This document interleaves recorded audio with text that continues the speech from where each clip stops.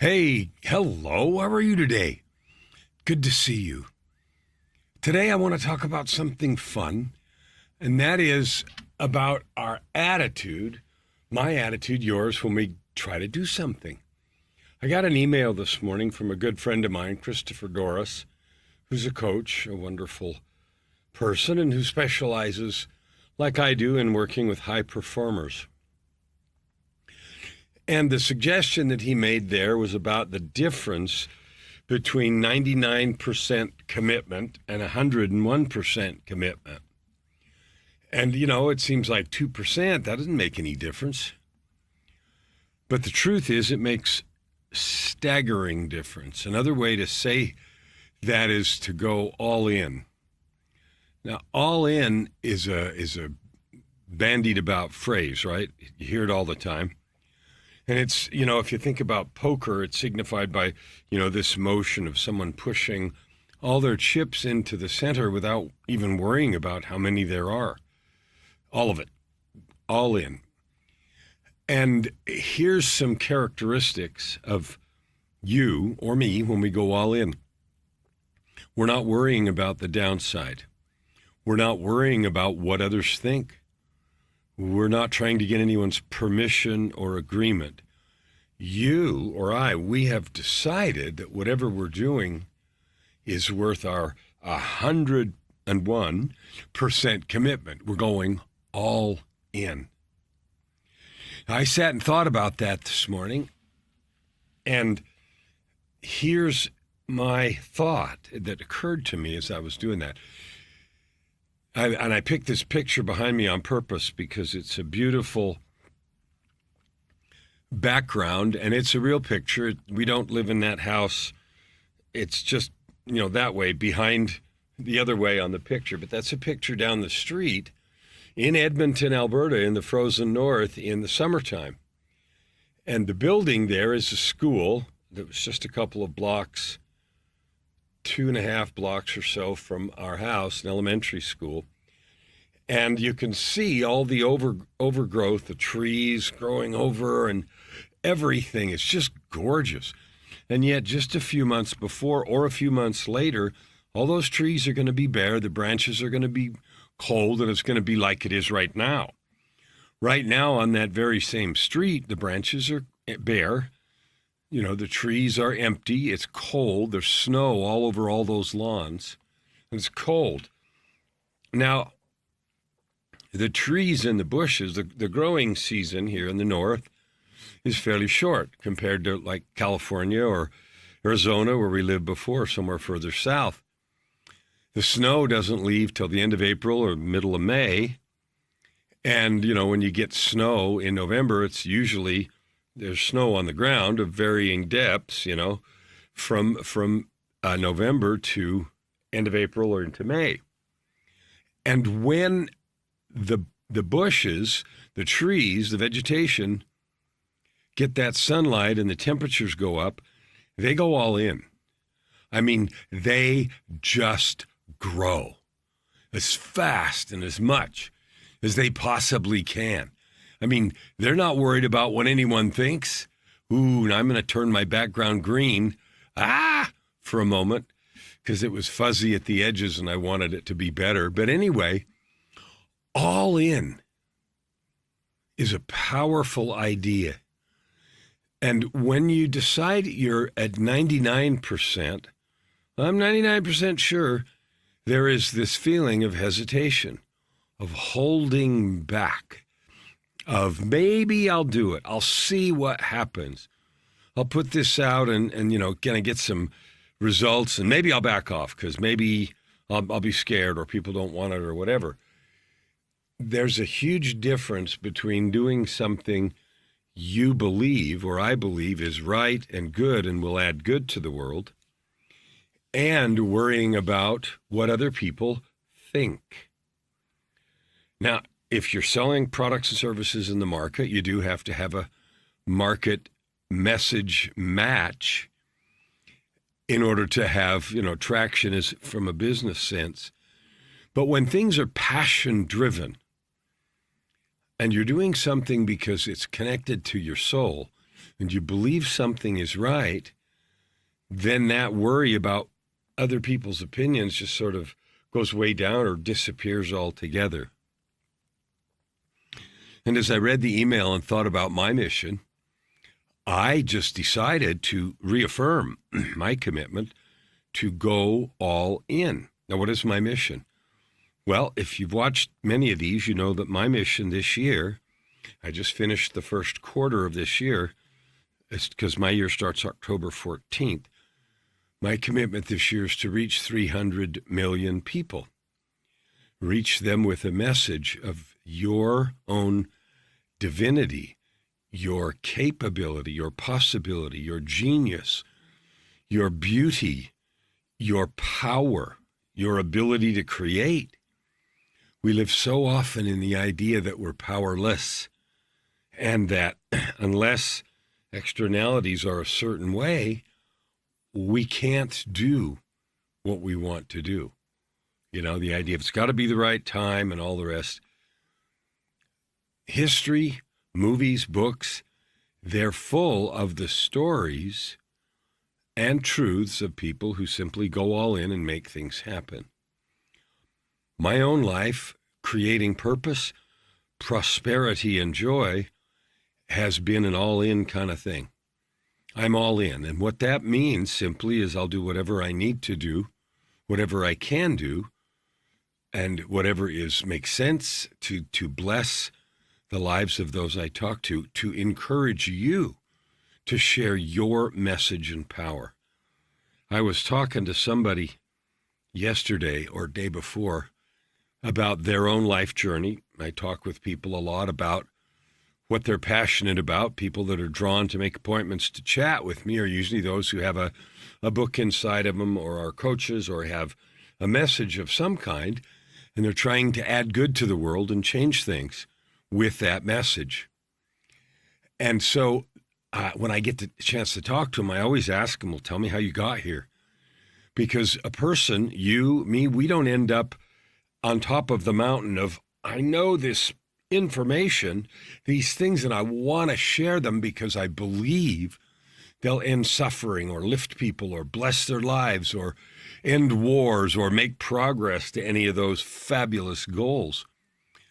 And they're committed to that. And so I get the opportunity every single week to meet several new people, to hear their stories and to share with them their passion to change the world in a little way, in their neighborhood, city, country, or the whole wide world. And what I notice over and over again is that when you or I choose to go all in, then we make greater progress, we have bigger impact, and we keep going over barriers and obstacles.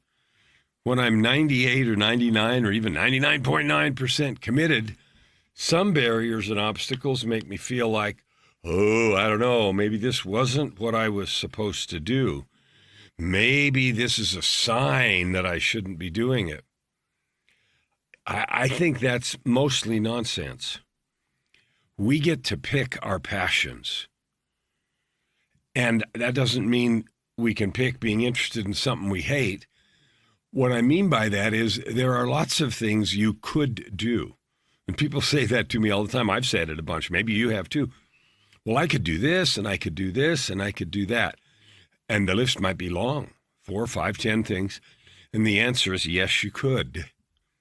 And the operative word there is could. Which one will you commit to? Your heart, your soul, your time, your energy. Which one of those are you willing to start with and go all in on? That doesn't mean you'll never do the others. Sometimes we get the idea that because I don't do all of them all at once, I'm not committed to the other projects. It's not true. My goal of helping 300 million people create wealth and impact with their life experience manifests itself in all kinds of ways. I coach, I help people write books, I help people create their songs and presentations and keynotes, their abilities and tools to share what they've learned with the world. I help people understand the process of forgiveness and love, because at the end of the day, we're all creatures of the same divine creator. Love is the engine that holds everything together. And choosing to live fully our lives all in, right, is maybe the most powerful choice we can make, because it frees us from worrying about what people think. What would it be like if you were never concerned about what anyone else thought, even way down deep, and you just did what you believed was good and was valuable and added good to the world? Now, I could say these same words to someone whose life experience has brought them to a place where they are uncaring and they behave in negative ways. And so you can't say, do whatever makes sense to you, because in the context they're in, what makes sense might be harmful or hurtful to many. You know, I can go steal this, that, and the other. I'm not talking about that. You and I, if you're trying to create that ultimate life, your version of purpose, prosperity, and joy, and that means your heart is full of a longing to do good. Yeah, it's also full of a longing to create the cash and the business you want. But wealth, prosperity is an outcome of providing value. It's an outcome of lifting and blessing the hearts. And I speak in woo-woo terms, but the truth is providing value can be helping someone learn to sell. It can be helping someone overcome fear of meeting or speaking to people. It can be helping someone have confidence in their own skills and abilities. It can be helping them find or pinpoint, oh, I'm good at this, this, and this, and I can really do that well. All those are different ways to add good to the world. A question I ask myself every single day, many times a day, is simple. What am I doing today to add good to the world? And that might sound confusing, but we add something. I'm breathing and I add carbon dioxide, right? If I speak with someone, I either add to their life or I subtract from it. And almost always I get to choose whether I add positivity, love, encouragement to someone's life, or I add negativity. And my discoveries, my experience is that I'm way happier. Life goes better. I feel full of that purpose. Prosperity, which includes the money we need, and joy when I'm consciously adding good to the world.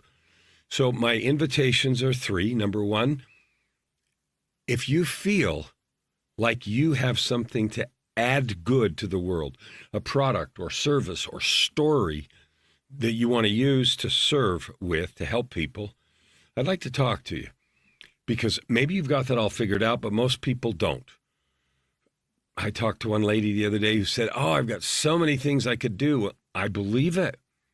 And we can't push 9 rocks up the hill all at once, because if I, push this one, the rest slide down, and you know how that works.